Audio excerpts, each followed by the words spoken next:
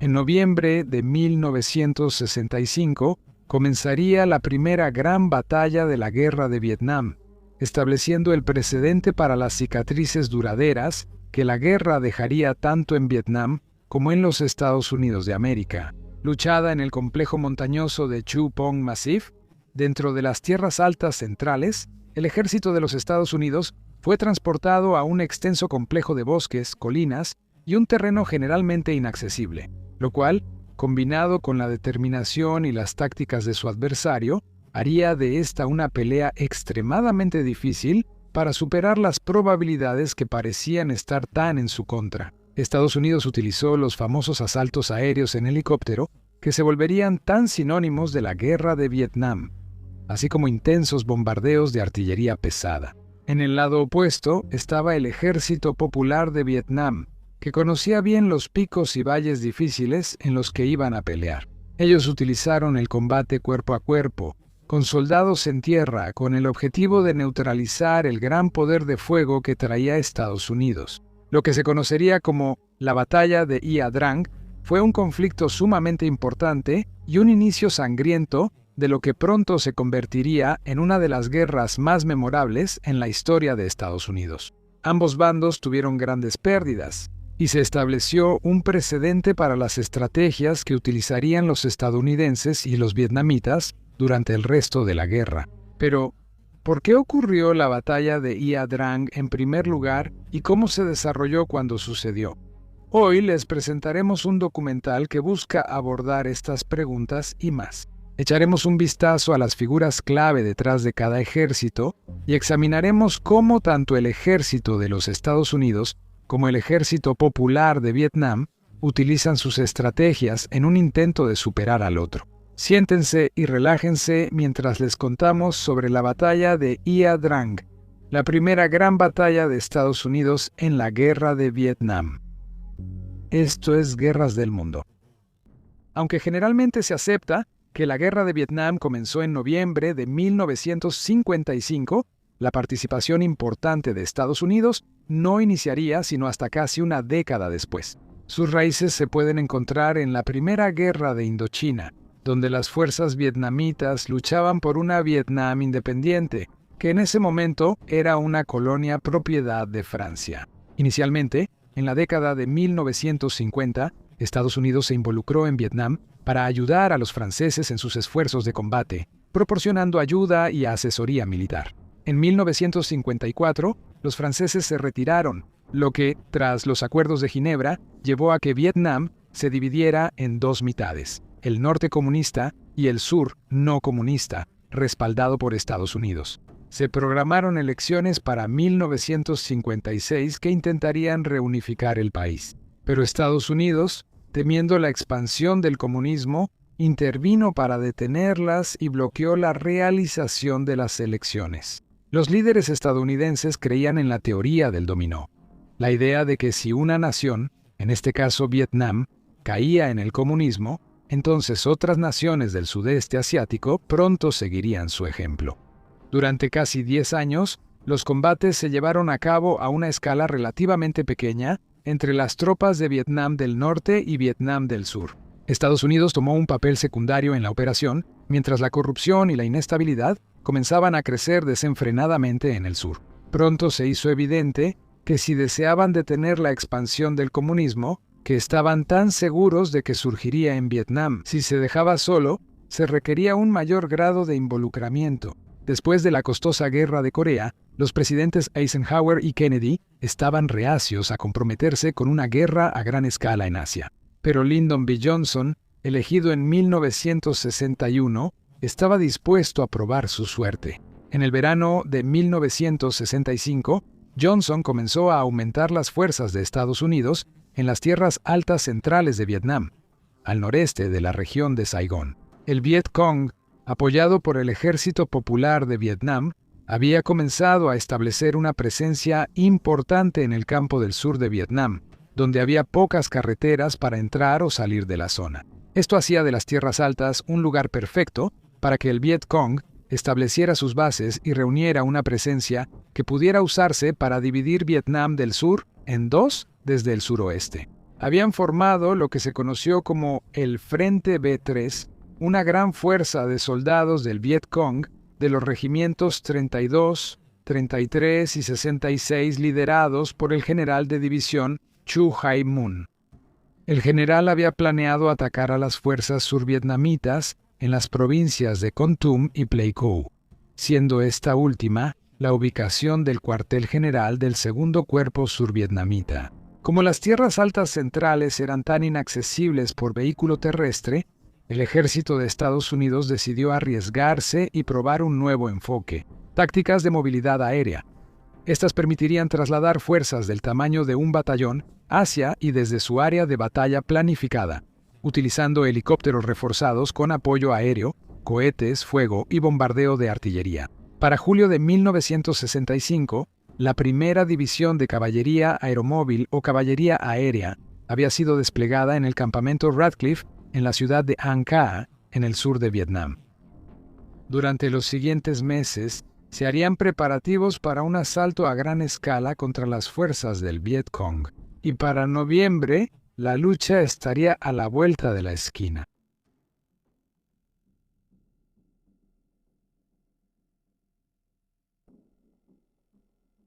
La planificación estadounidense para asaltar al Viet Cong se había detenido.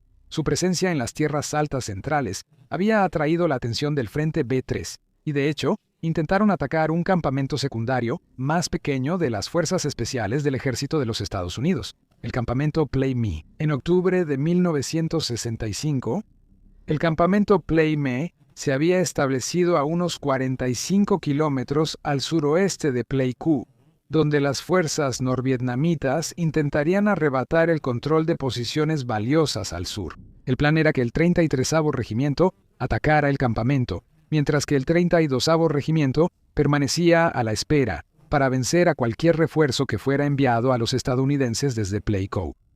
Sin embargo, los estadounidenses estaban preparados. El ataque inicial del Viet Cong fue repelido rápidamente con apoyo aéreo. El Viet Cong fue tan derrotado que las tropas estadounidenses pudieron reunirse con ellos sin peligro, y aunque el 32º Regimiento sí atacó a los estadounidenses cuando llegaron, las fuerzas de refuerzo también pudieron repelerlos. Tras el asalto frustrado al campamento Plei Me, los estadounidenses centraron su atención en elaborar un plan que detuviera al Frente B3 de reclamar territorio en la provincia de Pleiku. El general William Childs Westmoreland, comandante de las fuerzas estadounidenses en la Guerra de Vietnam, asignó al general Harry Kirkland la tarea de planear una ofensiva. La primera brigada de Kirkland empezó a establecer presencia en Pleiku, tierras altas centrales, y capturaron una estación de ayuda del Ejército Popular de Vietnam. Recuperaron información de que al Frente B3 se uniría el 66º Regimiento en cualquier momento. Estos esfuerzos iniciales para entender la zona no estuvieron exentos de riesgo, y después de sufrir bajas en sus primeros enfrentamientos en la provincia de Pleiku, la primera brigada de Estados Unidos fue reemplazada por la tercera. Más información de inteligencia proporcionaría las posiciones de 3 regimientos norvietnamitas para el 11 de noviembre. Estaban apostados en las estribaciones del macizo de Chu Pong, una cadena montañosa en las tierras altas centrales del sur. El 12 de noviembre de 1965 se dieron las órdenes para que la primera división de caballería aeromóvil se preparara para un asalto aéreo masivo. La batalla de Ia Drang pronto estaría en marcha. El teniente coronel Hal Moore fue elegido para seleccionar las zonas de aterrizaje para trasladar a los soldados estadounidenses al valle de Ia Drang, cerca del lugar donde los soldados del Frente B3 se habían estado reuniendo. Le dijeron que no debía intentar escalar las montañas y, por lo tanto, seleccionó una serie de claros planos y bajos rodeados de árboles pequeños. De las 7 zonas que seleccionó, la zona de aterrizaje X-Ray sería la más importante, ubicada hacia las estribaciones orientales del macizo de Chu Pong. El plan era llevar soldados a los puntos de aterrizaje, donde el apoyo de artillería se lanzaba desde una base de apoyo de fuego cercana, base de apoyo de fuego Falcon, aproximadamente a 8 kilómetros al noreste de la zona de aterrizaje. Se eligió X-Ray porque se creía que el Ejército Popular de Vietnam carecía de cañones antiaéreos y morteros pesados. Habían sido destruidos cuando intentaron atacar el campamento Play Me. Elegir aterrizar aquí permitiría a las tropas estadounidenses acercarse mucho al Vietcong sin correr el riesgo de ser derribados por completo. Alrededor de 1,000 tropas de caballería de los Estados Unidos, así como 900 tropas de apoyo del Ejército de la República de Vietnam, serían transportadas por aire a la batalla del Valle de Nha Trang. Además, los estadounidenses tendrían a su disposición artillería y morteros, así como la asistencia de unidades de apoyo de aviones y helicópteros que podrían proporcionar fuego cuando se les solicitara. El 14 de noviembre de 1965, la primera división de caballería aeromóvil comenzó a transportar por aire a las unidades de caballería una por una, desplegándolos en la zona de aterrizaje X-Ray. Aproximadamente cada 30 minutos Moore estableció un centro de mando en el medio de la zona de aterrizaje X-Ray. Por otro lado, se cree que el Frente B-3 contaba con alrededor de 2.500 efectivos con fuerzas terrestres excepcionalmente hábiles para pelear en combates cuerpo a cuerpo. La pregunta ahora era, ¿cómo se desarrollaría esta batalla?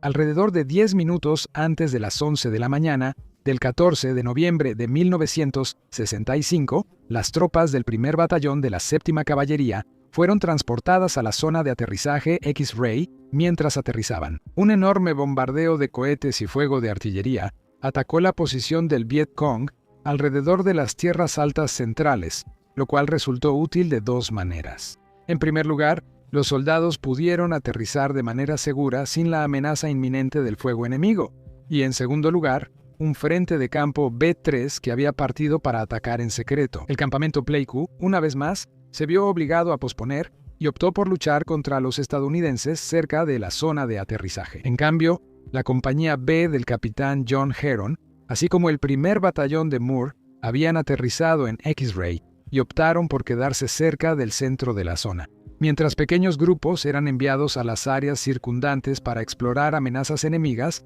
Eventualmente, se ordenó a la compañía B moverse hacia el oeste, donde lograron interceptar y capturar a un desertor del Ejército Popular de Vietnam. El desertor reveló libremente información sobre los 3 regimientos que estaban estacionados cerca del macizo de Chu Pong, incluyendo el número de soldados y detalles sobre su armamento.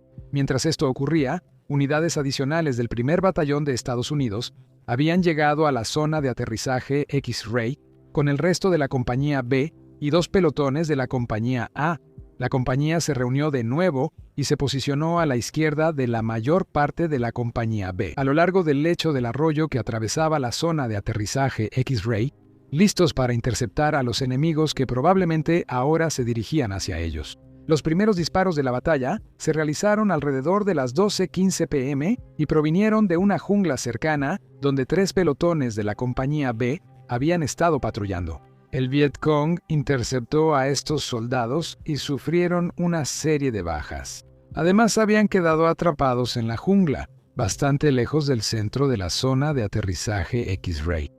El teniente Henry Herrick, al mando del segundo pelotón, intentaba mantener su posición y se comunicó por radio para informar a la zona de aterrizaje sobre la situación.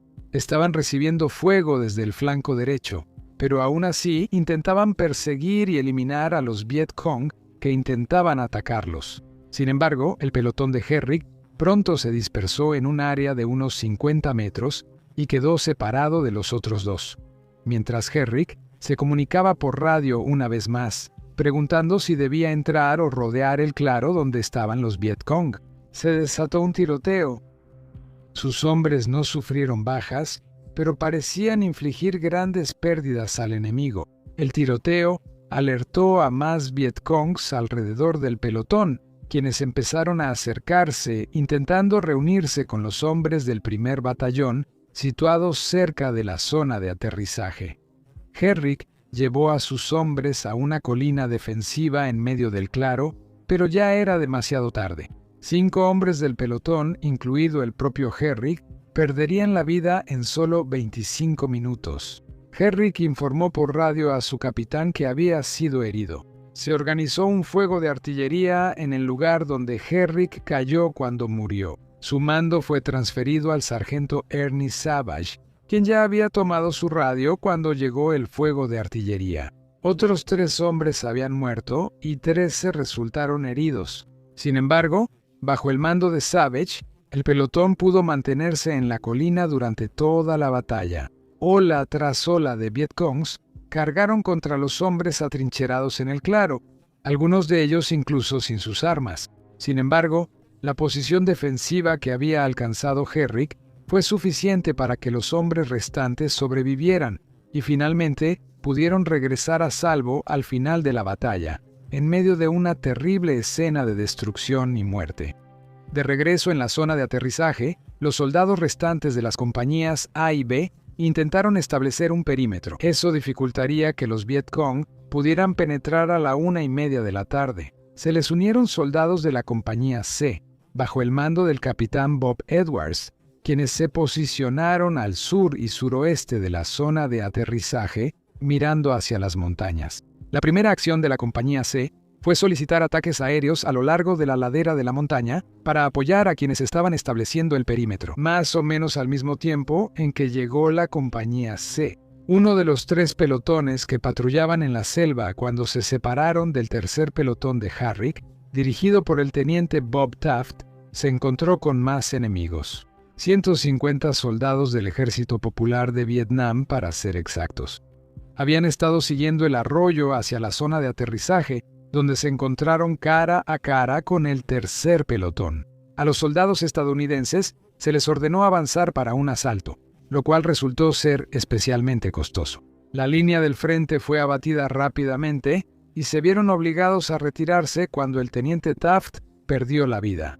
El mando pasó al sargento Lorenzo Nathan, quien logró detener al Vietcong para que no avanzara por el lecho del arroyo hacia la zona de aterrizaje. El segundo pelotón de la compañía A, dirigido por el teniente Walter Maum, flanqueó al enemigo mientras luchaban contra los hombres de Nathan. Ma y sus tropas lograron abatir a unos 80 combatientes norvietnamitas, quienes posteriormente se dispersaron, permitiendo a los estadounidenses recuperar a quienes habían muerto en el enfrentamiento inicial. Estas batallas iniciales, por sangrientas que fueran, no disuadieron al Vietcong de lanzar asaltos masivos contra la compañía C y, eventualmente, la compañía D. Cuando llegaron, el Ejército Popular de Vietnam ya había comenzado a irrumpir en la zona de aterrizaje, y el fuego caía intensamente mientras los últimos helicópteros llegaban alrededor de las 2:30 de la tarde, mientras entre 175 y 200 miembros del Vietcong asaltaban el perímetro.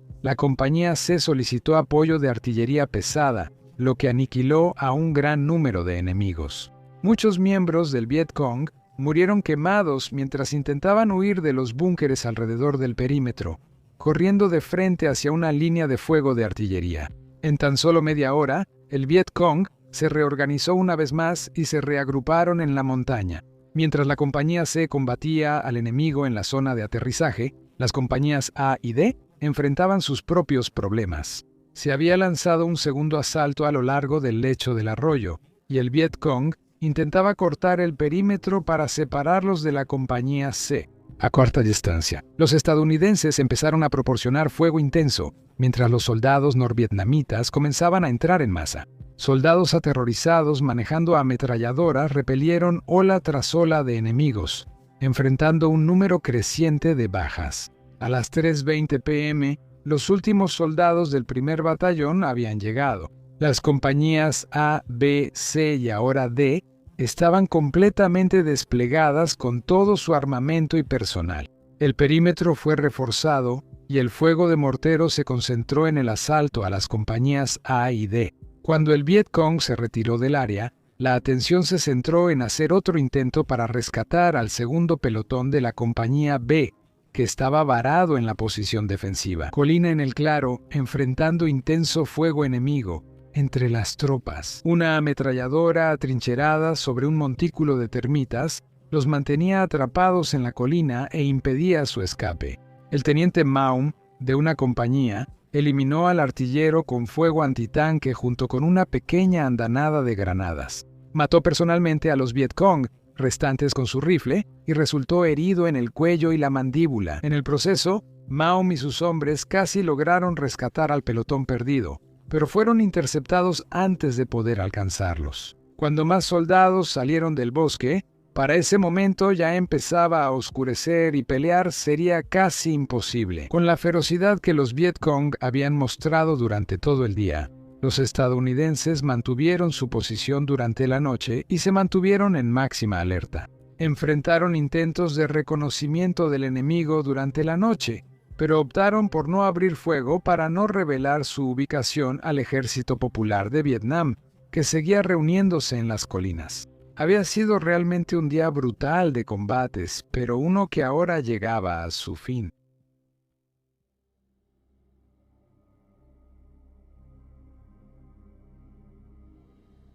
Cuando se acercaba el amanecer, Moore solicitó que se enviaran patrullas de reconocimiento a los bosques y colinas circundantes para buscar cualquier amenaza inminente del Vietcong.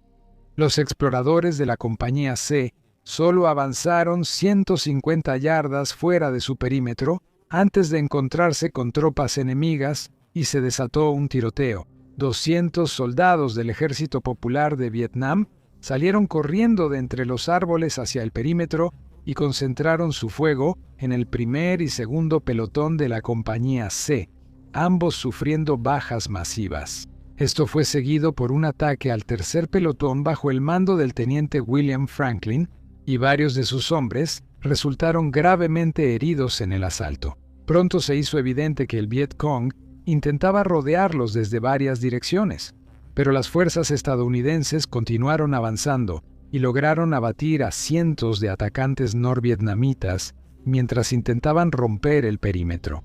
La lucha parecía ser particularmente intensa a lo largo de la línea sur de la Compañía C, ya que alcanzó un punto crítico. Moore dio la orden al teniente Charlie W. Hastings de transmitir la frase en clave flecha rota. Esto comunicaría a cualquier apoyo disponible en Vietnam del Sur que una unidad de combate estadounidense estaba en grave peligro de ser superada por el enemigo. Justo cuando pidió apoyo, las líneas de la Compañía C fueron quebradas y muchos estadounidenses yacían muertos. Las tropas del Ejército Popular de Vietnam se movían lentamente entre los cuerpos, matando a los que aún estaban vivos pero heridos y recogiendo las armas de sus cadáveres. El apoyo aéreo llegó pronto, pero el puesto de mando de Moore sería alcanzado por fuego amigo.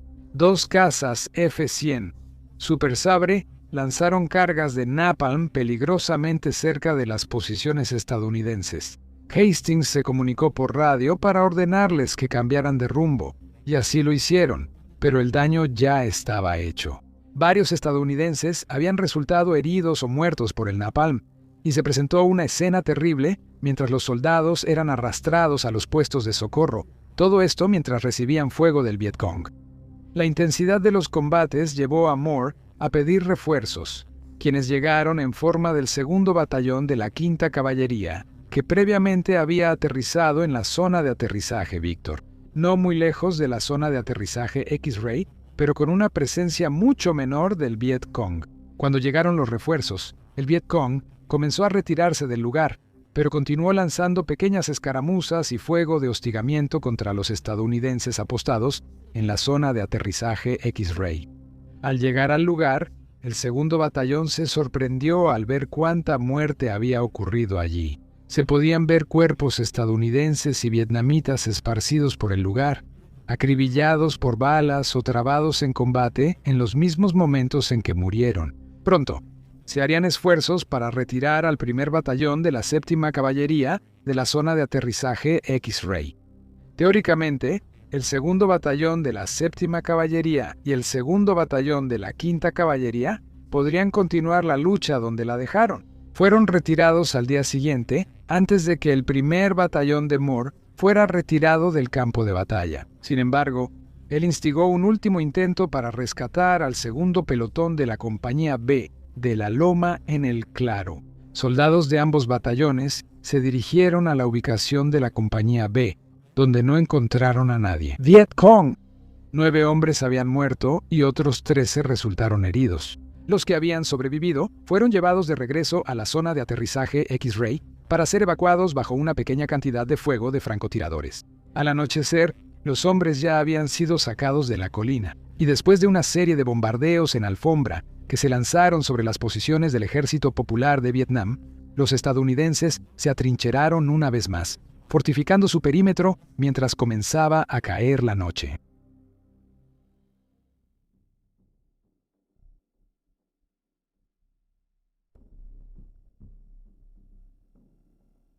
Durante toda la noche del 15 de noviembre, el punto X-Ray fue sondeado una vez más por el Viet Cong. Antes del amanecer, estalló una pelea a gran escala, pero fue sofocada por la Compañía B del 2º Batallón de la 7ª Caballería en cuestión de minutos.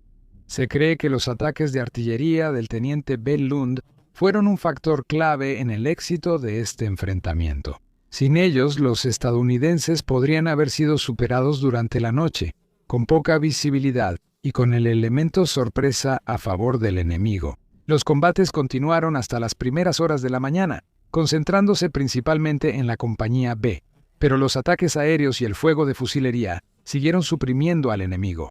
En este segundo enfrentamiento, ni un solo estadounidense murió. El primer batallón de la 7ª Caballería se retiró de su posición a las 10:30 am. En la mañana del 16 de noviembre, la batalla en este sitio había terminado, pero otra en la zona de aterrizaje Albany pronto comenzaría el 17 de noviembre. Los 2 batallones restantes marcharon desde la zona de aterrizaje X-Ray hacia nuevas zonas de aterrizaje. La 5ª Caballería se dirigió a la zona de aterrizaje Columbus al noreste, mientras que la 7ª marchó hacia la zona de aterrizaje Albany, más al norte. Los estadounidenses tenían como objetivo bombardear las laderas del macizo de Chupong, donde estaban apostados los soldados restantes del Ejército Popular de Vietnam. Así que trasladar a los soldados a estas nuevas zonas les ayudaría a evitar cualquier fuego amigo. A media mañana ya se habían retirado, pero algo no estaba bien. Una misión de reconocimiento cerca de la zona de aterrizaje Albany había revelado huellas, flechas de bambú y granos de arroz en el suelo. La Compañía A de la 5ª Caballería había descubierto chozas de pasto, las cuales recibieron la orden de quemar. Claramente había una presencia del Viet Cong mucho mayor aquí de lo que los estadounidenses creían, y de repente estaban en alerta máxima. Finalmente, se detuvieron a descansar en un claro, después de haber dominado a un pequeño equipo de tropas de reconocimiento del Viet Cong. Mientras interrogaban a sus prisioneros, se podían escuchar voces vietnamitas adicionales, hablando desde la hierba alta detrás de ellos. El teniente Pat Payne, de la Compañía A de la 5ª Caballería, había llevado a su pelotón a menos de 200 yardas del cuartel general del 33º Regimiento del Ejército Popular de Vietnam. Cientos de Viet Cong ahora estaban acercándose a su posición. Estaban atrapados en una emboscada. Soldados del 33º y 66º Regimiento del Ejército Popular de Vietnam salieron de la hierba alta cerca de la 1:15 p.m. La pelea que siguió duraría unas aterradoras 16 horas, mientras el Viet Cong se extendía a lo largo del flanco este de su posición. Pieza por pieza, los soldados de las fuerzas vietnamitas se separaban del grupo principal, intentando superar a los estadounidenses en combate cuerpo a cuerpo. Algunos estadounidenses lograron encontrar refugio en un grupo de árboles entre una serie de altos montículos de termitas. Desde ahí podían brindar apoyo de fuego de mortero y artillería a los de abajo. Mientras tanto, los estadounidenses en Albany comenzaron a dar fuego de francotirador de supresión, en especial contra aquellos que habían salido del pasto alto y estaban deambulando por el exterior de la zona de aterrizaje. Mientras tanto, los Viet Cong, que mantenían su posición dentro del pasto, buscaban a los soldados estadounidenses escondidos, eliminándolos uno por uno. Con más soldados siendo llevados a la batalla, las posibilidades de supervivencia del pelotón emboscado aumentaron, pero el número de muertos fue catastrófico en todos los aspectos. Las compañías A y C habían perdido a 70 hombres en los primeros minutos después de haberse unido a la batalla. La esperanza estadounidense llegó en forma de bombas de napalm lanzadas por los Sky Raiders A1E de la Fuerza Aérea de Estados Unidos. Pero debido a la incertidumbre causada por la niebla de la guerra y el combate a corta distancia, estas pudieron haber matado tanto a soldados del Vietcong como a tropas estadounidenses. Alrededor del momento en que se lanzaron las bombas, el único oficial de alto rango que murió en cualquiera de los dos bandos, Lee Xuan Phoy, del Ejército Popular de Vietnam, fue asesinado. Los heridos comenzaron a ser evacuados del sitio de la zona de aterrizaje Albany más tarde esa tarde, cuando elementos de la caballería del primer batallón acudieron en ayuda del segundo batallón. Con suficiente apoyo aéreo, esto permitió que los hombres que quedaban en tierra avanzaran contra los Vietcong restantes. Para la última parte de la tarde, se habían llamado refuerzos de la Compañía B del capitán Mirón Didurek del 7º de Caballería del segundo batallón. Las tropas se desplegaron en el pasto alto y eliminaron a los Vietcong restantes, mientras los helicópteros daban fuego intenso desde el aire. Esto bastó para dispersar al Vietcong, y los estadounidenses lograron atrincherarse nuevamente para pasar la noche. La batalla de Nha Trang llegó a su fin el 18 de noviembre, cuando los Vietcong restantes huyeron hacia las colinas y selvas circundantes. Las fuerzas estadounidenses pasaron 2 días completos recogiendo a sus muertos e identificando los cuerpos. Los cadáveres estaban esparcidos por todo el campo de batalla, en lo que se describió como algo similar a un largo y sangriento accidente de tráfico en la selva. 155 hombres murieron o desaparecieron en la emboscada en la zona de aterrizaje Albany, y los soldados estadounidenses partieron posteriormente hacia la cercana zona de aterrizaje Crooks. Se cree que alrededor de 237 soldados estadounidenses murieron tanto en la zona de aterrizaje X-Ray como en la emboscada en la zona de aterrizaje Albany. Con 258 adicionales heridos y 4 desaparecidos, se cree que las fuerzas sudvietnamitas que apoyaban a los estadounidenses perdieron a 132 hombres con 248 heridos y 18 desaparecidos.